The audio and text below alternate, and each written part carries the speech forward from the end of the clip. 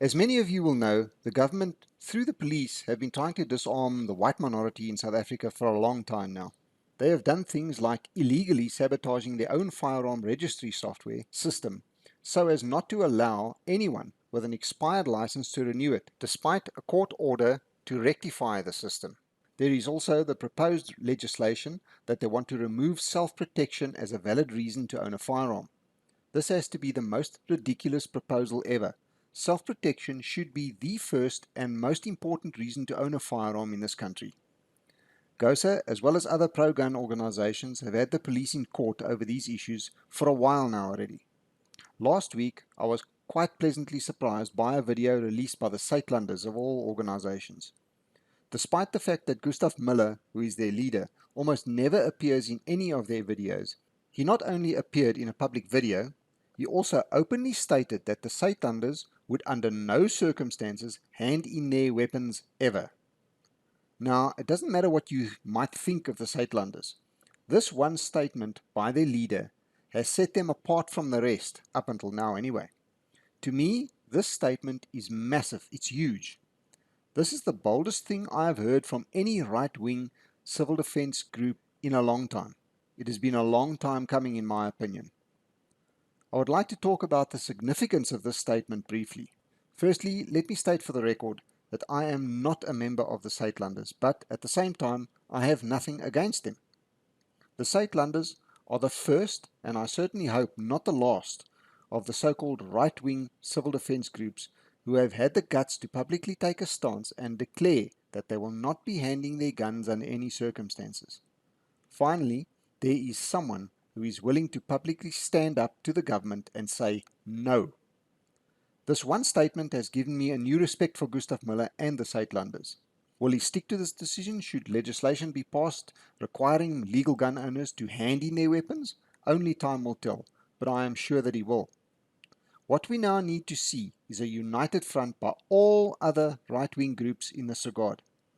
We need to see the leaders of all other right-wing or conservative groups coming out and making public statements in support of this stance by Gustaf Muller and the Suidlanders. We need to see them coming out publicly and making their own pledge to do the same. This needs to happen across the board now, because this is one thing they all should agree on, I'm sure. So here is my challenge to all the leaders of all or any and all of the so-called right-wing or conservative organizations countrywide.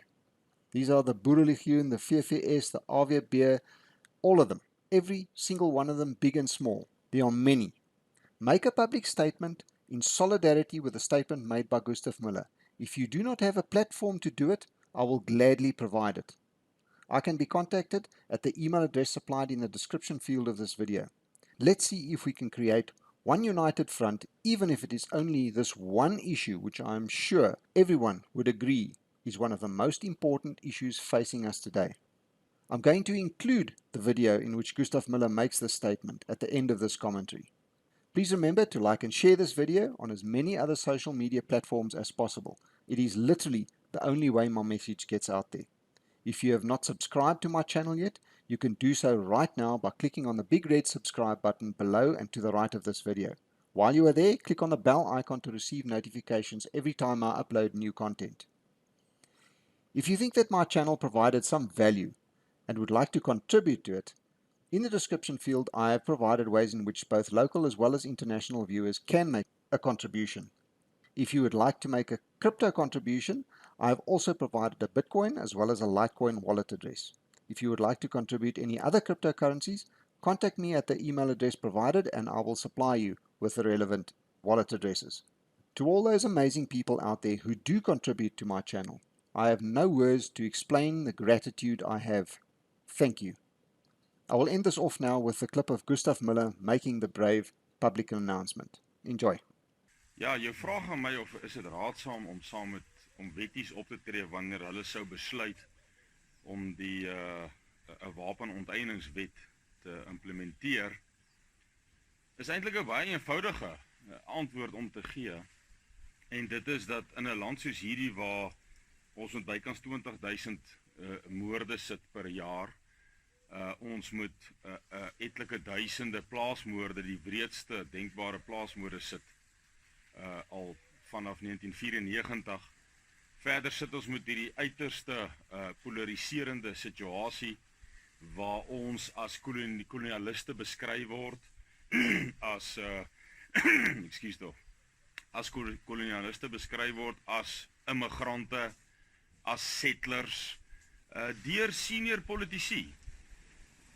Is dit, kan ons nie ons wapens teruggee nie. Daar's nie 'n manier nie. Ons kan nie, en ek weet Suidlanders het ons nog altyd beroep om binne die wet te bly, en ons sal dit altyd doen, maar wanneer die regering in werklikheid, of die ANC dan, 'n wet implementeer wat eintlik teen die konstitusie is, want die konstitusie bepaal dat jy jou lewe mag beskerm, dat jy nie 'n settler behoort genoem te word nie, nie 'n kolonialis behoort genoem te word nie, nie behoort te gesê word van jou deur senior leierskap dat we won't kill you at least for now nie. En dan kan ek etlike ministers en presidente se aanhalings die afgelope 5 en 10 jaar aanhaal.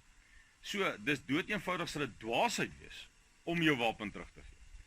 En die regering moet baie versigtig wees, want dit kan die eerste punt wees waar Suidlanders op grond van die konstitusie, op grond van internasionale reg om jou lewe te beskerm, en op grond van al die bewyse wat ons het, wat hierdie booswigte, want dis wat hulle is, 'n ou wat jou beskuldig as 'n cockroach, soos wat in Rwanda die geval was, en so kan ek nog baie ander voorbeelde in die wêreld noem, waar mense hierdie name genoem is, en daarna volksmoorde uitgebreek het.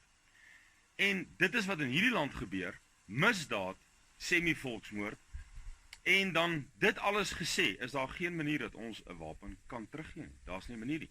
En hierdie kan op 'n punt kom waar ons sê, ons gaan nie. Hier het ons die lyn getrek, ons wil met niemand in konflik wees nie. Ons wil met niemand in geveg wees nie.